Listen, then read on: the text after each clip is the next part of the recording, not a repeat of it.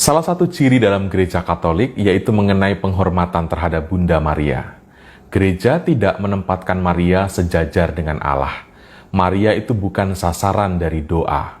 Karena itu seorang Katolik kalau berdoa itu bukan kepada Maria, tetapi berdoa kepada Allah. Bunda Maria adalah manusia sama seperti kita, tetapi dia dipilih oleh Allah untuk mengandung sabdanya menjadi manusia. Maria dilibatkan dalam karya keselamatan oleh Allah. Dia dilibatkan untuk mendagingkan sabdanya. Penghormatan gereja Katolik terhadap Bunda Maria itu bukannya tanpa dasar. Kalau kita mengingat kata-kata dari malaikat Gabriel, "Salam hai engkau yang dikaruniai, Tuhan menyertai engkau." Kata-kata ini kemudian menjadi bagian pertama dari doa Salam Maria. "Salam Maria, penuh rahmat, Tuhan sertamu.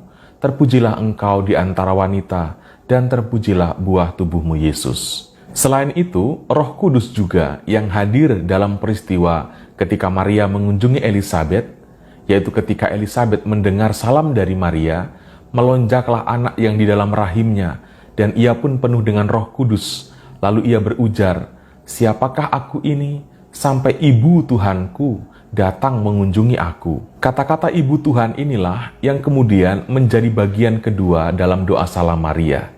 "Santa Maria Bunda Allah, doakanlah kami yang berdosa ini, sekarang dan waktu kami mati. Amin." Gelar Maria sebagai Ibu Tuhan atau sebagai Bunda Allah, itu tidak dimaksudkan bahwa Maria itu lebih dulu daripada Allah, atau Maria lebih besar daripada Allah.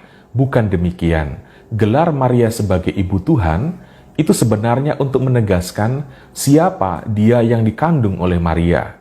Yang dikandung oleh Maria adalah Allah itu sendiri. Yang dikandung oleh Maria adalah sabda Allah, yang adalah Allah yang menjadi manusia. Saudara-saudariku, ada begitu banyak kualitas dari pribadi Maria yang bisa kita renungkan. Dalam katekese singkat ini saya ingin mengangkat 3 keutamaan dalam pribadi Maria yang baik untuk kita renungkan bersama. Yang pertama adalah kita belajar tentang ketaatannya. Maria berujar, "Aku ini hamba Tuhan, terjadilah padaku menurut perkataanmu." Kata-kata dari Maria ini seharusnya menjadi kata-kata dari seluruh orang beriman. Artinya, setiap dari kita harus menyadari bahwa yang mengendalikan hidup kita sebagai manusia itu bukannya diri kita sendiri, melainkan Allah. Yang mengendalikan seluruh gerak hidup kita bukannya kemauan atau kepentingan kita sebagai manusia, melainkan kemauan dan kepentingan Allah yang menciptakan kita sebagai manusia. Yang kedua adalah kita belajar dari Bunda Maria mengenai ketenangannya. Dikatakan dalam Injil bahwa Maria itu menyimpan segala perkara di dalam hatinya.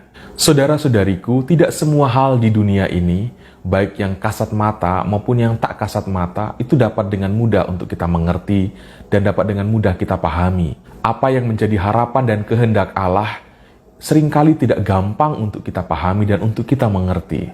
Terhadap kenyataan itulah, Maria sungguh luar biasa.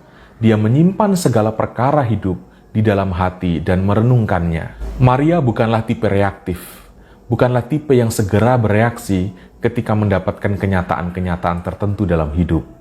Ia bukan tipe gelisah yang kemudian segera membuat keputusan atau kesimpulan-kesimpulan pribadi. Ketenangannya dalam menghadapi sebuah persoalan ini patut untuk menjadi bagian dari permenungan harian kita. Ketenangan dari Bunda Maria ini adalah buah dari keyakinan bahwa Allah itu menyertai, Allah itu menuntun. Yang ketiga adalah kita belajar dari Bunda Maria mengenai pengenalannya yang sangat mendalam terhadap Yesus. Saat perkawinan di Kana misalnya, kita melihat bagaimana Maria mendekati Yesus dan berkata, "Mereka kehabisan anggur." Maria tidak mengatakan atau tidak menyampaikan tuntutan yang lebih daripada itu. Dia hanya menyampaikan fakta dari sebuah persoalan, lalu membiarkan Yesus bertindak sesuai dengan kehendak Yesus. Saudara-saudariku terkasih, bagi saya inilah doa yang sejati.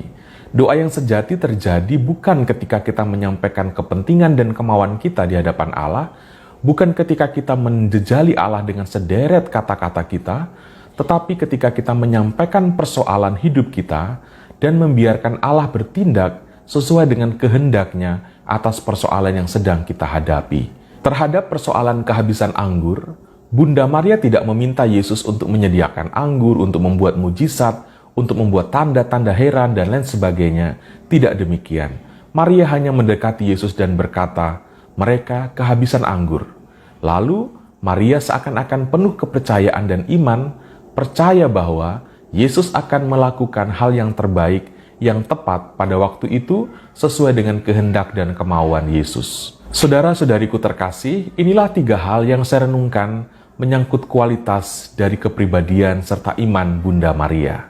Semoga selama bulan Rosario ini, selain kita mendaraskan doa-doa Salam Maria, kita juga serentak memeditasikan dan mengkontemplasikan kualitas pribadi Bunda Maria. Sehingga kebersamaan kita selama sebulan ini bersama Maria dalam doa Rosario membuat juga kualitas Maria menjadi bagian dari kualitas hidup kita sendiri.